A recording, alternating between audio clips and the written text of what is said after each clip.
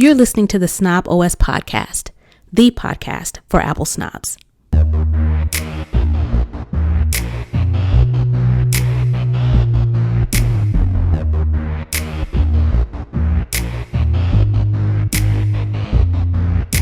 Hey, this is Nica Montford, aka Tech Savvy Diva.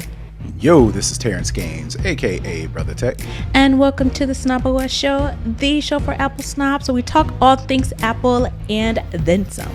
Before we get into the show, we want to definitely take a moment to give you a quick thanks for your continued support of the show. All right. On this week's show, we're going to talk a little bit about how you can make your own Mac Pro, sort of, kind of. And it seems the recession is hitting everyone, even Apple, on security bounty payouts. They're taking a bit of a cut. There's also a new dawn of Apple intelligence with a brand new leader. We'll see how that works out. Also, Netflix said, we're not going to let you share your password anymore. And now they've said, we're not going to let you cast your Netflix from your phone to a TV. Also, there's this thing called new media, and it's trying to stake its claim on the backs of Meg the Stallion. And just in time for the holidays, we'll tell you how you can get a little bit of cash from AT&T. Well, not everybody, but some people at least. After that, yes, you can watch our show, you can listen to our show, you can review, and you can rate our show on a couple of platforms, Apple Podcasts, Spotify, and on YouTube. You can also become a Patreon supporter where it gives you some extra content. You get to watch the show live, and you can get all that information, and you can sign up by going over to patreon.com/snoboscast. All right, let's jump into this week's show. We're going to kick it off with a lowdown where we talk all things Apple.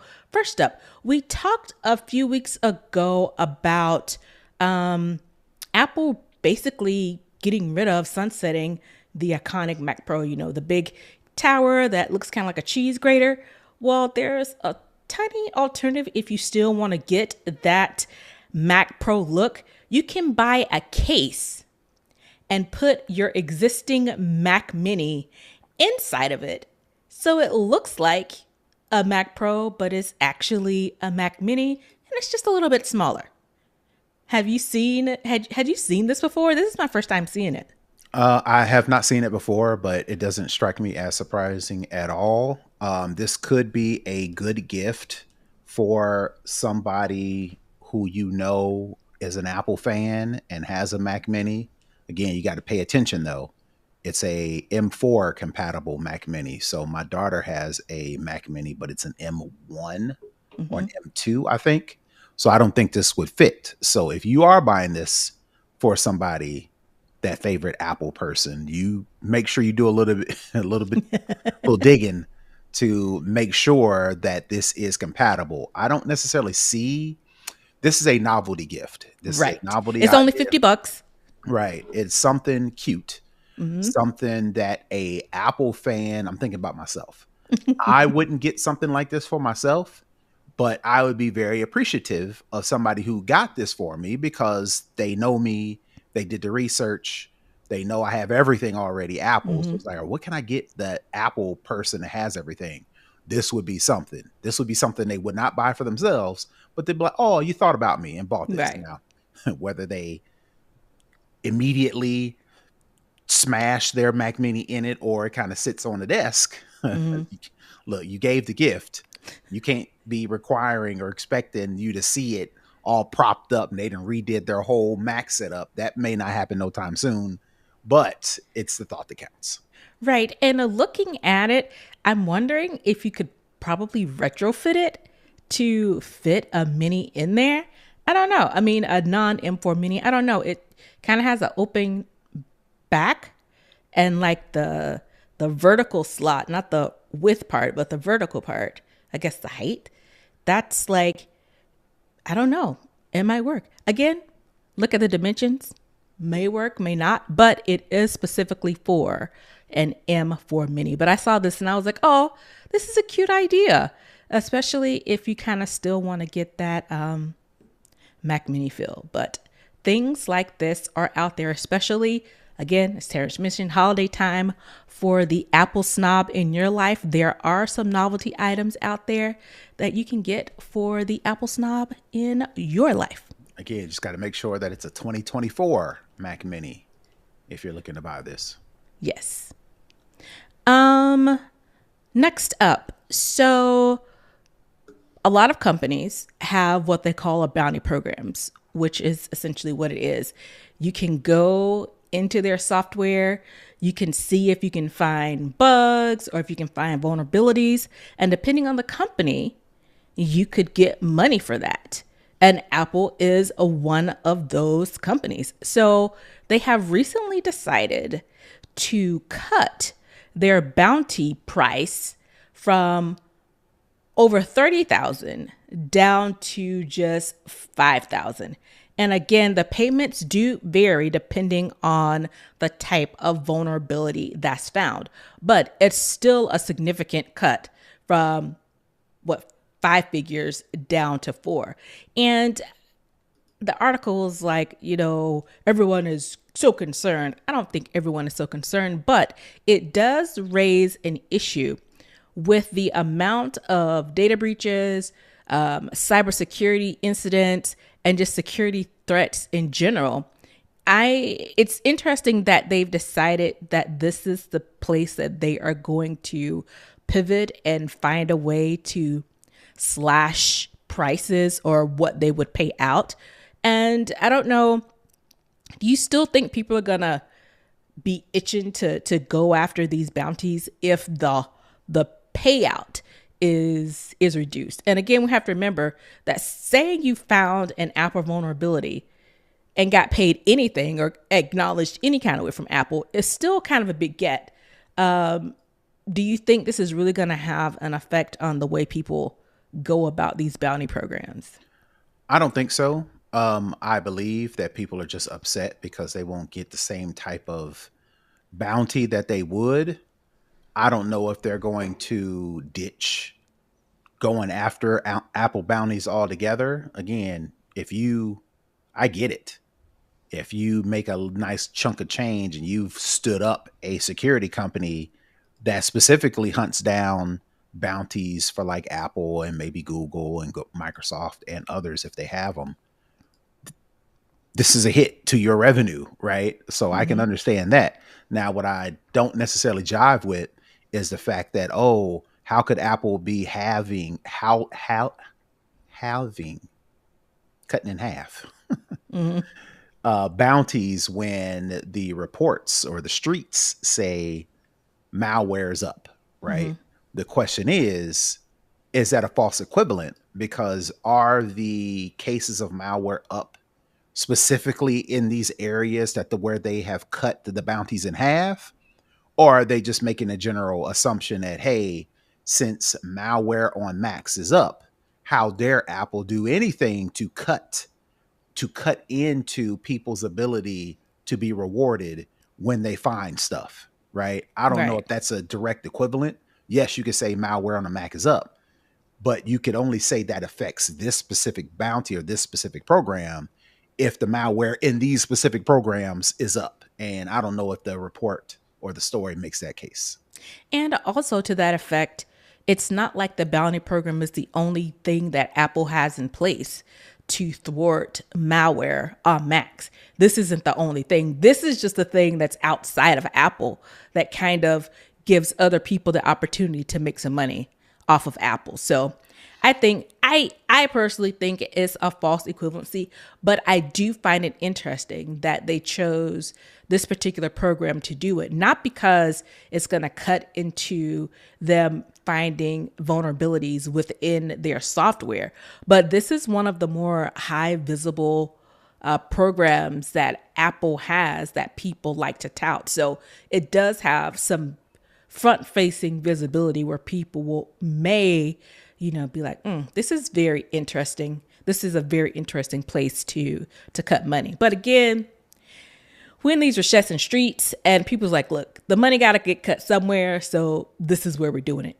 If that's the case, we don't know, but maybe, because cutting it, So what does this say? So they reduced the payments from critical TCC, which is their privacy framework. They are cutting that from 30,500 to 5,000. That's a significant cut. An individual TCC category vulnerability, so not critical, but just standard privacy framework vulnerabilities. That's going from about 5,000 to 10,000, all the way down to 1,000, and sandbox escapes from about 10,000 to 5,000. So it is a significant amount and difference. And like you mentioned, I hadn't thought about the aspect from companies that built firms that this is all they do. This is definitely going to take a hit to their bottom line. So again, we always say the squeaky wheel gets the oil. So it's probably these security companies that are doing the squeaking. Yep. All right. Next up, we talked about this about a month ago. The current head of Apple's machine learning and AI strategy, basically the person who is responsible for Apple Intelligence, was going to step down. And a lot of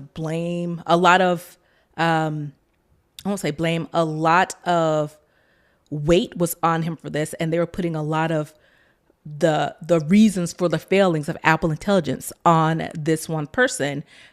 His name is Gianni Andre. And when this first came up, I think it was back in October, the beginning of October, I think, we were like, so you fix Apple Intelligence by getting rid of the leader. And it looks like that is the exact strategy that Apple is going with, because they announced today, I believe, today on Wednesday, that he was retiring. He's going to technically stay on in an advisory role until the spring of 2026, when he'll officially be retired. But instead, the ex-Microsoft, and I originally hadn't put ex-Microsoft because he was only in the Microsoft job for like 6 months before he hightailed it to Apple. But most of his work, he's an ex-Googler. I think he was 16 years at Google. Amar Subram, I looked this up how to say this, and it's completely slipped my mind, but I think it's Subramania, has been put in charge.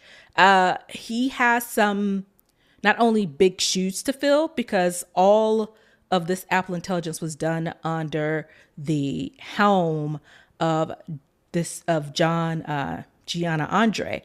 But the issues with Apple Intelligence are known far and wide, and they've chosen to bring someone outside in to fix this.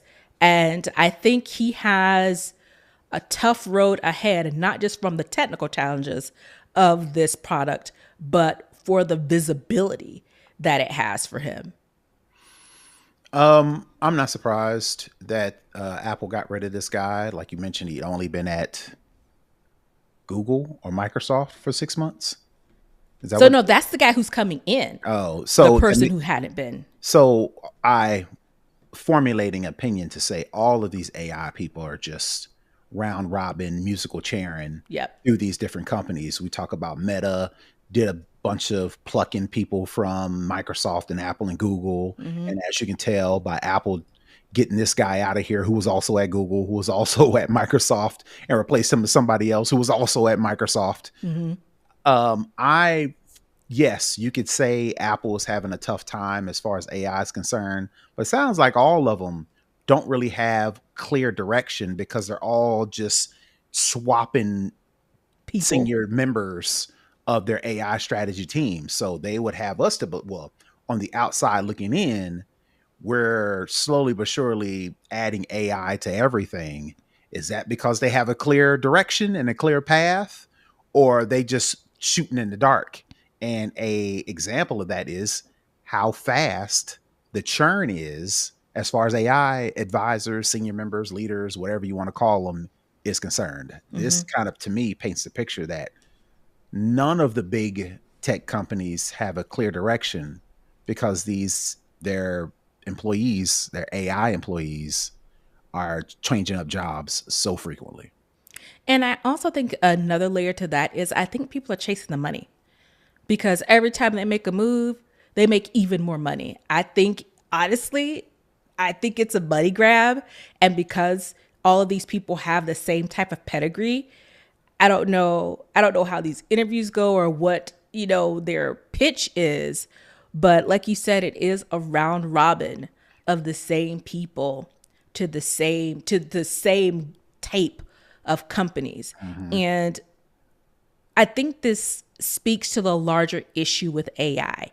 And that is most of these people don't know what they're doing.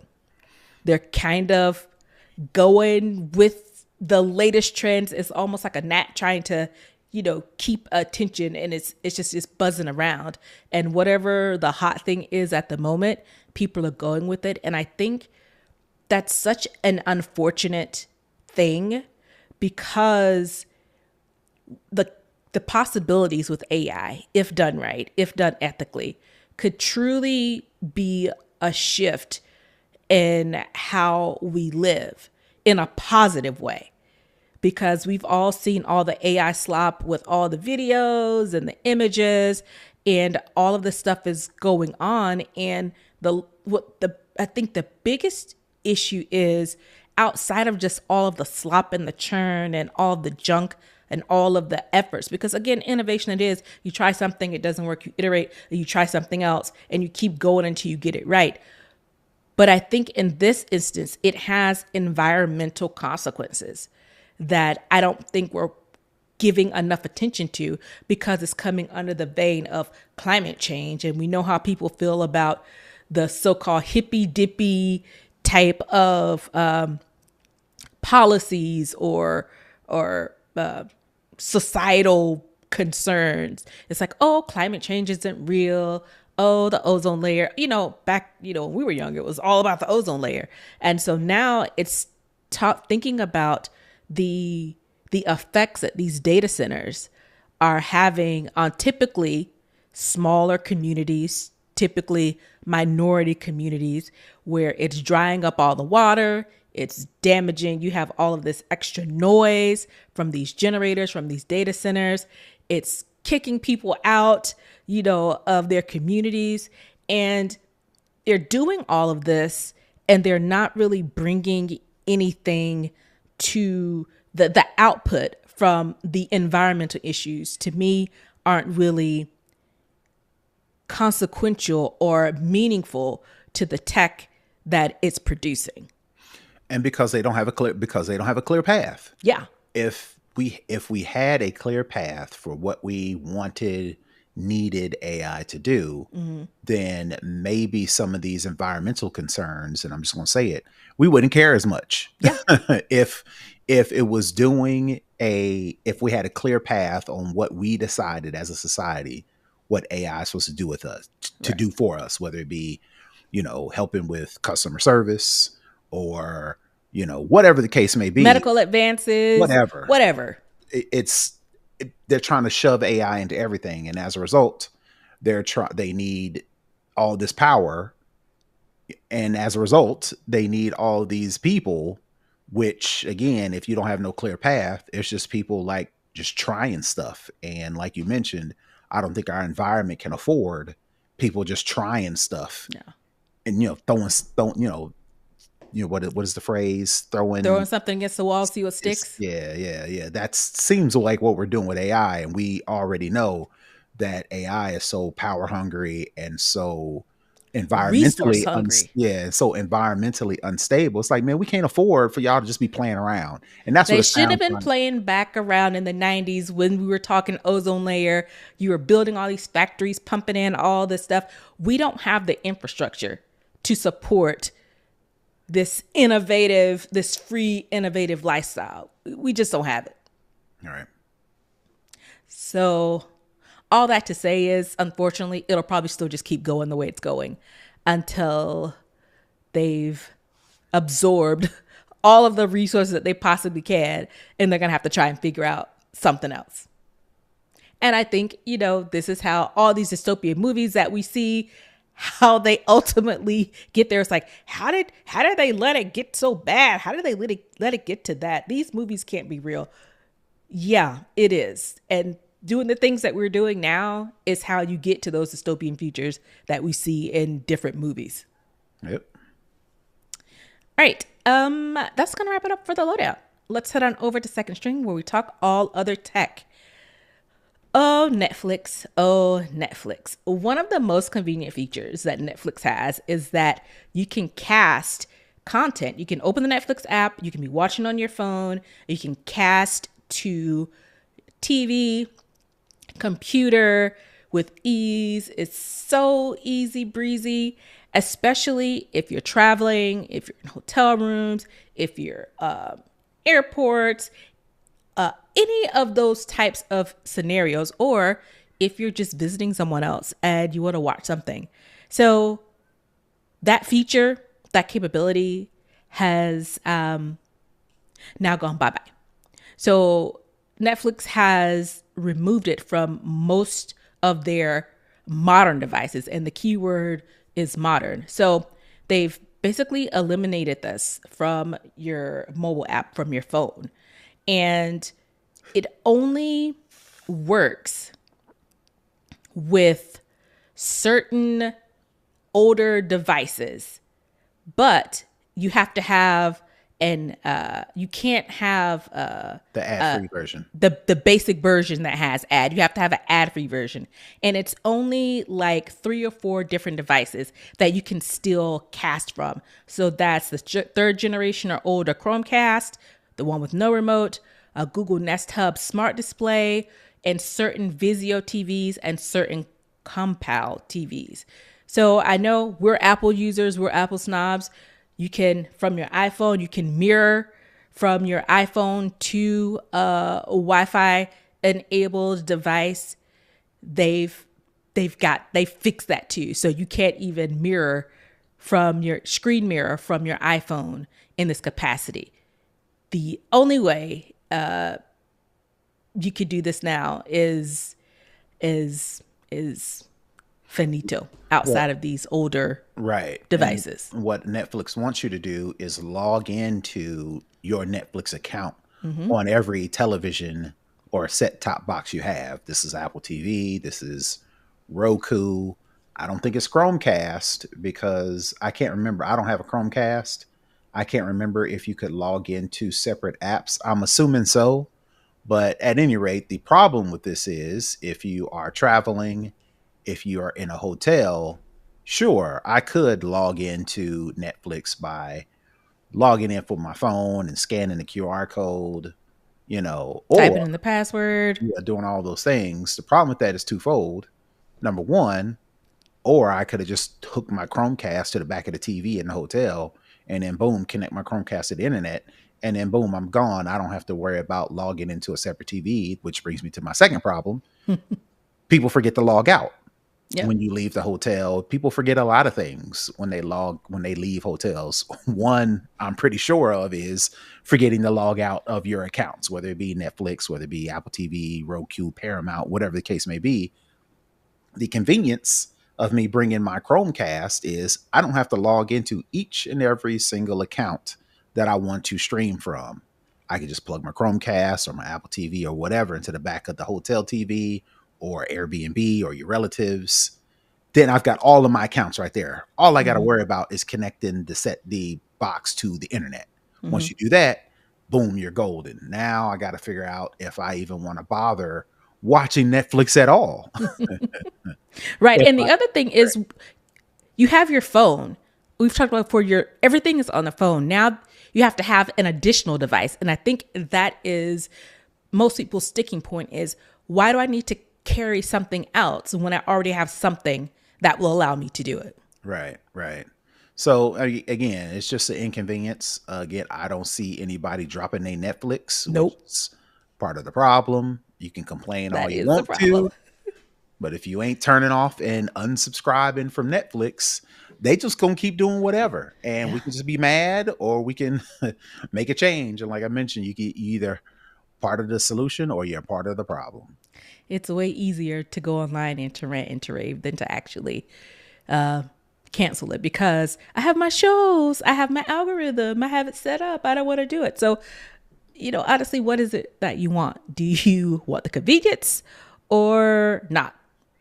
Yeah, it's an inconvenience. It's not a terrible insurmountable inconvenience. Right. But an inconvenience nonetheless. But an inconvenience nonetheless. And if you want it changed or wanted to go back, you got to figure out how to send a message. You're not gonna send a message getting on Reddit and complaining, right? And still using the service. Right. You send a message by turning off your subscription. And again, I don't think it's that much of an inconvenience. So there's that. Because we saw what happened when, what was it? They took some late night host off the air and a bunch of people started canceling. I think it was their Disney Plus subscriptions. And you saw he was right back on the air. They was like, we overestimated people. So we got to get this back on. And we need to get back to that. We need to get back to voice talking with our dollars. And we'll talk about that a little bit later in the show, but I mean, that's the only way you're going to do it. That's the reason why we sue every damn body in the United States, because you ain't going to get no resolve any otherwise. So money talks. Them pockets. Money talks. And if y'all that mad about it, just turn off the Netflix. I bet they change their mind. Absolutely. All right. I think that's it for Second String. Let's head on into For the Culture, where we talk about what's going on around us. I don't know if you've seen anything about this particular case and the whole concept of new media as well. So new media, people are calling new media are basically your non-traditional media sources. So if you think about your CNNs or your Foxes or your MSNBCs or ABCs, those traditional medias, or your New York Times or your Washington Post or Atlanta Journal-Constitution, those types of programs, whether it be print or whether it be audio or video, that's your traditional media. New media are your bloggers, are your YouTubers, are your podcasters. And there's been a push for new media to be seen as just media and have those same sorts of protections and gravitas as your traditional media outlets. I bring up all of this to say is Megan Thee Stallion, the rapper, she won her defamation case against a blogger who essentially harassed her the entire time that Tory Lanez was on trial for shooting Megan Thee Stallion. So during that time, it's been proven, and through this case, that this blogger, Milagro Grams, with a Z, I think is like her username. She was paid by Tory Lanez to kind of put this harassment to Megan during the trial to kind of, help his case. She also posted AI generated deep fake porn of her. And she also basically did like constant onslaught of social media posts and Instagram lives and YouTube videos, basically all telling inaccuracies and lies and falsities about her and the whole situation that happened with the shooting. So what Megan Thee Stallion did, she was like, okay, fine. I'm going to sue this person because it caused me great emotional distress. So all this happened in Florida. It's been happening over the last couple of weeks, I believe. And it finally came to a head. And she did win the case. She won, I think the jury awarded her $75,000. The last thing I saw, it's been a bunch of back and forth, that the judge brought that down to, I think, $59,000. But he still hasn't assessed damages for legal fees. So right now, the way I read it was she has to pay Megan's legal fees, or he, yes, or whomever. Yes, that's what I meant. That's what I should clarify, that the fees that Megan has accumulated over this course, she would be responsible for. I don't think the final judgment has come down from the judge. And one of the, I think, contingencies on this is this person media or not? I think the jury, one of the questions the jury had to ask was, is she media? The jury said yes. But I think however things work in Florida, the judge gets the, I guess, final determination on additional charges or fees, because if she is media and she sued because of the fake porn, she had to hit her with the cease and desist before she could sue. But if she's not, then she could just hit her with this defamation or whatever. All of that to say, there is a lot of conversation around who is media and who is not. And I think the bigger issue is, one of the things that even after this ruling came down, this person still went online. Her lawyers still put out a statement that were inaccurate as well. And so people are saying, well, the judge hasn't ruled finally. They can still submit this. All this to say is, it sounds like over the discourse of social media, people think even if they were considered media, you can't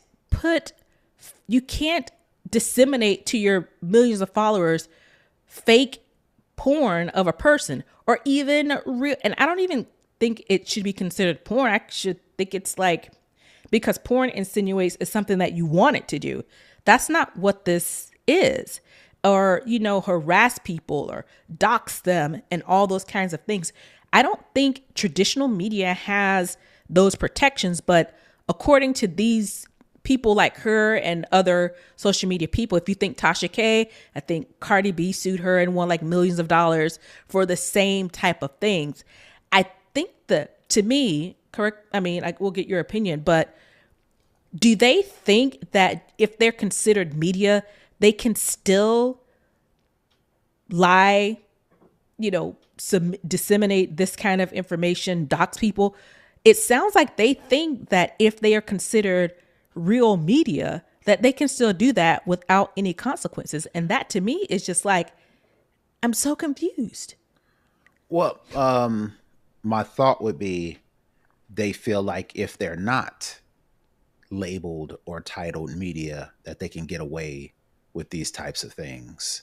And I don't know if them being labeled media or not is going to help or hurt at all, because if you put out false information about somebody, it don't matter what you are. If they can prove it, you're going to lose. So the fact that these, the Tasha K's and this other person, I'm assuming it's a lady. Yes. The fact that they are pushing the boundaries this far in general means that either A, it's like, well, I'm just a small cog in the wheel, ain't nobody gonna notice me, or B, I'm just gonna blow up and just let the chips fall where they may. Hopefully I've made enough money or got famous enough or got what I needed out of this original arrangement to where if something bad does happen, I ain't tripping all that much. And I don't get the impression that this person is tripping all that much, because in the story they say, I mean, it is what it is. And she already has a GoFundMe up for like $100,000, I think. And I think she thinks all she's going to have to pay is that $59,000. And it's one of those things where it's really strange that even though she lost on all three counts, her and people like her and people who honestly just hate Megan Thee Stallion, they're like, you did win, girl. She didn't win everything. And I'm like, I don't even think she did. I don't even think they hate Megan Thee Stallion. I think it's just she is what she represents. Maybe I should have said it that way. Well, just she is the talk of the town. She's the it girl. Right. So people are going to, that puts a target on your back. Yeah. And there are people who have seen other people, new media or not, blow up, get the come up by covering this type of stuff. Yeah. Now what happens is they go from covering it to actually feeding it. Mm-hmm. And when you feed it, that's where the problems come. I'm pretty sure this person would have had no problems just covering Meg Thee Stallion v. Tory Lanez. Because plenty of other people did. Right. But that fame, that need to be the main person that, and the fact that if this is true, Tory Lanez was paying this person to disseminate this stuff. It's just like, oh, I'm just gonna, like the kids say, I'm just gonna get this bag. Yep. And I'm just going to just run it up until they stop me. Yeah. So we'll see if this is enough of a threat to kind of stop other people from doing it, or are just going to people say, oh, $75,000 at the most after legal fees, she'll pay maybe a little over six figures. If that's the case, then Yeah. hopefully this lady has stacked up enough money from being I don't think popular, she from covering. has. I don't know the That's what I would do. But Yeah. again, everybody don't think like me, Yeah. so I can't assume that Yeah. this lady saved up this money and saying, all right, this is my war chest. If somebody sues me, I'm already ready. Yeah. You can make a case that they ain't thinking that far in the future either. So It's really, to me, it's really unfortunate that people want to make a living off of something so toxic. Like, how are you have you met ingesting have all of you this into your? I know have what you you're gonna met say. people? I have, but golly, to go so far as to make fake porn of somebody just so you can say, see, she should have gotten shot because she sings about sex and she twerks and she wears revealing clothing in her profession. It's just all of it. It really is sad and disheartening because again, all this has emboldened her even more. And you would think that if something happened like this happened to you, you'd be like, you know what? I'm good. I'm gonna chill a minute because I don't know how this is gonna work. And one of the things before we get off of this is I'll point out is one of the things because I follow one of the court reporters because she kind of does all the big cases. And one of the things that the blogger's attorney asked her, she was like, "Are you only?" Because they try to make it seem like Megan was just as crazed as her going after this girl or whatever the case may be. And she was like, well, are you only suing because it's her? You aren't suing anybody else. And Megan Thee Stallion said, not yet. So I think that was whether she continues to go after other people or if it was just kind of like a warning shot to say to other people, I'm going to come after you too. But if they can go on, what is it? GoFundMe and raise the money to pay this out, I don't think it's a deterrent for people. And that's Well, we'll really see. sad. We'll see if enough people fund it, right? Yeah. You assume that you're making all this money Yeah. because the people want to see the content. And Because they're talking about on social media. That doesn't necessarily equate to right money in to the bank. that, I mean, it's been proven time and time again to where these influencers, they come up, whether it with a viral video or they was packaging up this hot product that people just gravitated to in droves, and you assume that, oh, I didn't made it, now I'm an influencer, now if I say, hey, go buy this product that I'm endorsing, that automatically is going to equate to all of these people then Mm-hmm. following your instructions. And it's proven time and time again that these people that you claim are your fans or are your followers, they really ain't following you if they've got to put some skin in the game. Right. And the skin in the game is giving you money to pay your court costs.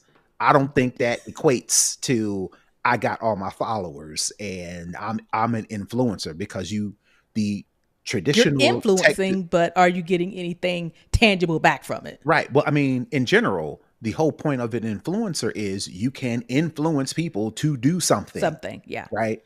And they're Having influencing them to harass people and have Twitter fingers. But that's easy because that's Yes. free. That's free. Yes. That don't cost money. And people Now, think that automatically equates to money, which it right, doesn't. right. So you've got these people who assume that, oh, I can get this back. You may not be able to get it back because you don't got the influence that you think you have. So we'll Right. see. Or people don't want to put their money where their mouth is. Similar to what we were just talking about with Netflix. Everybody's complaining about this, Chromecast or casting, from their phone to their TV, but they aren't going to cancel their Netflix account. They aren't going to downgrade to a different tier. They're just going to go on social media and complain about it and keep watching their Netflix. Mm-hmm.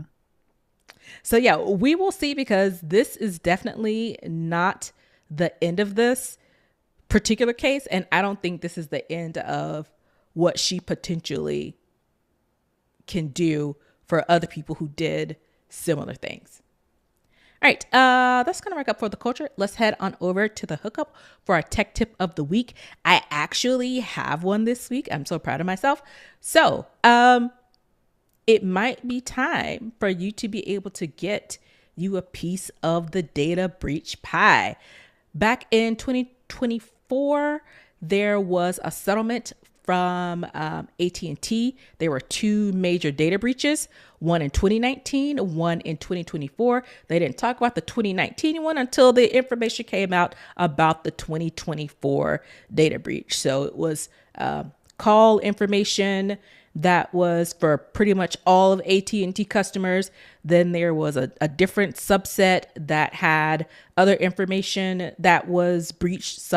In some instances, I think it was social security number. So some pretty important PII data. Well, the settlement was announced. I think it's like $177 million. You can, if you were affected, put your claim in for this. And the good thing is the claim has been extended. The claim window has been extended to December 18th. And you want to know what you get for your settlement? You can get up to $75,000. And again, that's times two because it's two different things. Now, 7,500 or 75,000? 7,500. What did I say? You said 75,000. Sorry, I'm still thinking Megan Thee Stallion. 75 up to $7,500. So, if you want to make sure you get your payout, there are a couple ways you can do this. The most direct way is this is all being managed by the Kroll Settlement Administration, who does pretty much all of these types of payouts. You can go to telecomdatasettlement.com. So when you get there, it's going to ask you for a class member ID. Now, this class member ID comes from an email that you would have received with that particular information. So once you go to this website, if you have your class ID, you type it in and you go through the prompts. Now, a couple of things. If you say, hey, I don't know about this, but I got AT&T. I didn't see anything like this. Go back, search in your email, search for Kroll settlement, and you should see it pop up in your email. If you don't see that in your inbox, check your spam. And if you've deleted your spam, I mean, sorry, bro. I don't know what to tell you. The alternative, say it again. I will say you can go and request they resend the member ID if you think you qualify but can't find it. Right. You can do that by calling 833-890-4930, or you can do it the old school way and send a little note out to P.O. Box 5324, New York, New York, 10150. Now, I can say, I guess this is one of the times, something worked out. I am an AT&T subscriber, and I got the data breach email for both of them, and I sent my information off a while back because when I saw what you could get up to, the first is typically when you're in first, you get the money first, and when it runs out, it's just gone. So that's typically how it works. But again, if you are in that vein and you were an AT&T customer that was subjected to this data breach, there's some money out there for you, up to $7,500. All right. Sounds good. Yep. So we'll see how much you get, because I do believe that you have to prove that you were harmed. Like, what do you mean prove that I was harmed? Mm-hmm. My information is out there on the dark web for somebody to get. Of course I'm harmed. You don't know what anybody could do with that data. And the other thing is, if you can't quote unquote prove it, you'll get a prorated version of that amount that's been predefined. I think it's a couple tiers.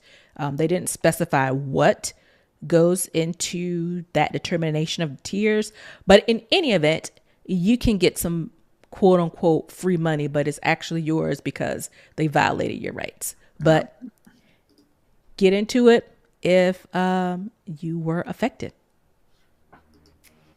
All right, that's going to wrap it up for the show this week. Brother Tech, where can the people find you? Sure, you can find me all over the internet at Brother Tech. That's BROTHATECH.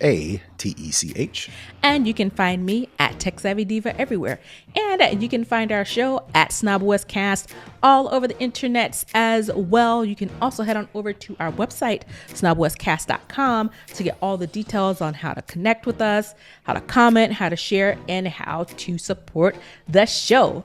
And with that, we'll see you next week. Peace. Bye, everybody.